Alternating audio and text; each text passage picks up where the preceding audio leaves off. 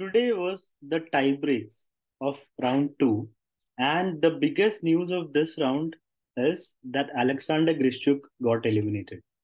And it was a mammoth struggle.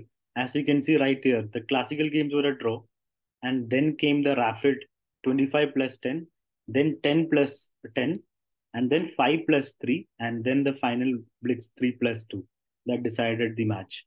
So it was a huge match. So let me show you the big moments of this match in the best way possible. Let's go to the first tiebreak match, the rapid tiebreak, 25 plus 10. Let's see how Grishuk was able to defeat his opponent. In this position, Grishuk played Queen to e6, and his opponent Daneshwar played King h8, a very natural move, right? But apparently that is the mistake, and you know why? Because after King h8 comes Rook e5, and h5 cannot be defended. There's no g6. That's a big difference. So instead of King h8, if you had played King h7, which is not so natural, then Rook e5, there's g6, the difference between the two moves, and everything is somehow defended. But after King h8, Grishuk went on to win a pawn because now Bishop g5, Knight f6 defended the pawn, and now Bishop g5, pinning the knight, threatening Bishop takes, and Daneshwar played Queen g8, allowing a full liquidation. And after the end of all the exchanges, Grishuk comes out with an extra pawn. Right, the f6 pawn will fall. So here Rook d8, so the d pawn is also falling. But along with f6, the h pawn will also fall here with a check, right? So that was possible for Grishuk, but instead Grishuk went for Rook e7, giving away his advantage. Here Daneshwar played Rook b6, takes and Rook takes. Material is now even though Rook is active and Black King is stuck. It's even material. And now they're both in heavy time pressure. You can see here 20 seconds, 16 seconds, and it's so close to a draw. Daneshwar has the draw in his hand. Here, this was a moment he um, played the wrong move. The correct move here. What do you think Black should do to keep the draw in hand? Do we play c4 or do we play b4? So when the rook takes either pawn, the a pawn will fall. But if you play c4, which is what happened, we lose an extra pawn. So b4 is the correct move because if rook takes, the rook takes a2, and both the pawns stay. Instead, c4 was played by Daneshwar, and now takes on b5. And when rook takes pawn, here even this was okay for Daneshwar. Takes. If he had played pawn takes b3 instead, and then pawn takes back, and it's an extra pawn, but it's so far back, right? And king will have to come farther away. But here rook takes a2 was played, and now takes, and the c pawn that is passed is so close to promotion, and the white king is able to get into help. Even here in this position, black could have played rook a4 apparently to stop the king from entering, basically. Push and the king is stuck at least.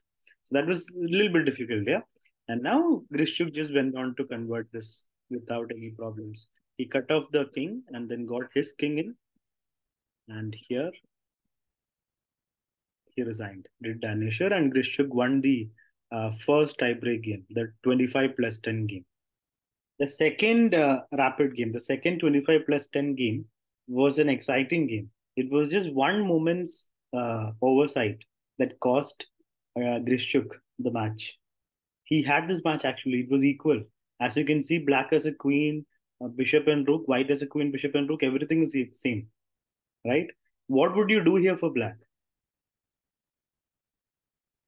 The correct move would have been queen d7 or queen d8. Why? Because you can't allow this nasty check. Grishchuk allowed it. He played queen c3, attacking white's rook. But what he missed was queen check, king moves, bishop check, pawn moves, and now rook d1, and black's king is completely under pressure. The rook is about to jump in, and mate is almost unstoppable. So if Rishu had stopped that, then it was even material, 4 pawns each, and it would have been a draw. And he would have won the match because he won the first rapid game. But instead, here h5, trying to make space for the king, did Grishchuk. But now after rook moves, queen check, king moves, queen takes, bishop blocks, checks are over, and this is a big threat. And here king h6, king tries to hide, run away, but then h4 and Grishchuk resigned. And here again the match was tied 1-1 in the 25 plus 10. And then they went on to 10 plus 10 tiebreak, 2 games of 10 plus 10. Let's see how those two games went. In the first 10 plus 10 game, Grishuk got a very nice position with his king under slight pressure from the bishop and queen, and knight and queen defending it along with the king, but with a nice pass pawn on d6. It has gone all the way till there.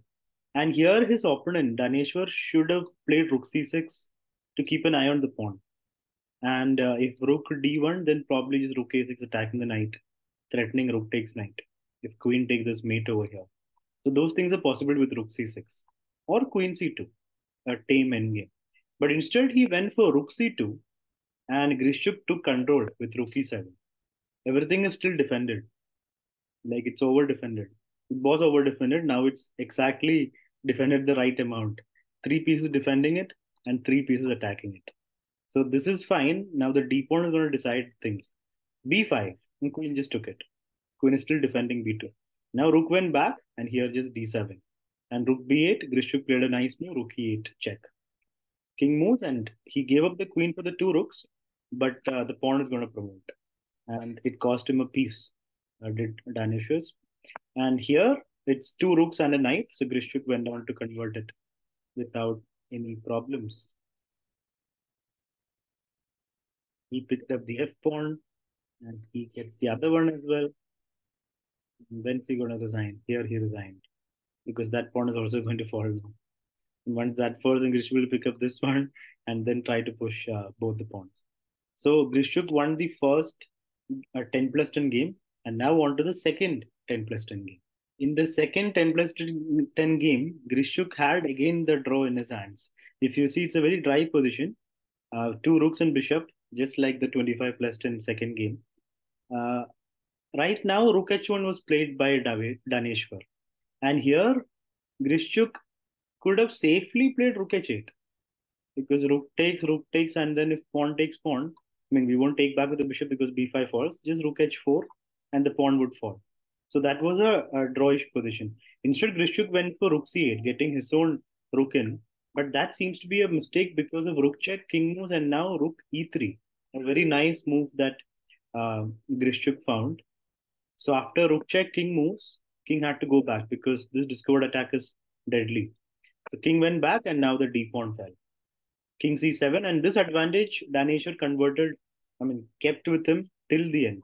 So what happened was the d pawn became passed, king moves, bishop d5, and white's pieces are all active, especially the rooks. And again, the d pawn is the key thing. King moves, and now bishop b7, king moves in, rook check, he goes back, check, Daneshwar cannot repeat. So he goes b4, king moves, and he finds the right move. Rook check, king moves, and takes, and then he gives a check, takes, and he basically exchanges everything off. He's up by a ton of pawns. So all he has to do is kill or black's counterplay. So he first takes the g pawn, and he still has extra pawn, and his king is still very active. And he gets the b pawn, and here Grishuk resigned, and now it's again tied the match, and it's now on to 5+3 blitz. So let's see how that went.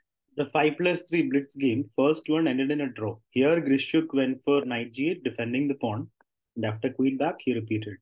Grishuk is basically planning with white, I'm going to win. I'm going to try to win. So with black, I'll just draw. If he was ambitious, he could play knight f5. Like, I'm pretty sure Magnus Carlsen, if he was in this situation, would definitely play knight f5. Basically, the idea is queen takes, white gets a pawn, but then the rook is attacked, and when rook moves, comes knight h4, and then that knight becomes very active on f3 and white king. That's very difficult to see though.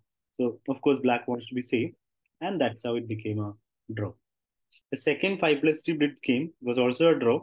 Grishchuk held on with this piece down. Danesha could not win this rook and bishop versus rook situation. It's technically a draw, and Grishchuk did not make any mistake. And now all the tiebreaks are over. Just one tiebreak is left.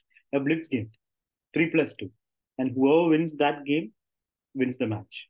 And if that's a draw, then one more blitz game, and whoever wins that gets the match. So no more two mini game matches. It's one game and that's it. So let's see how that panned out. When Grishchuk goes back to his hotel room after the match, he would be heartbroken if he sees this position. This was the game that lost him the match, and the hardest thing is he had a mate. Grishchuk could have checkmated black if he found queen to f8 in this position. Black has just played queen d4, which is a huge blunder because queen f8 threatening mate. And if king comes back, then just queen g8, kicking it back. And when king moves, just mate.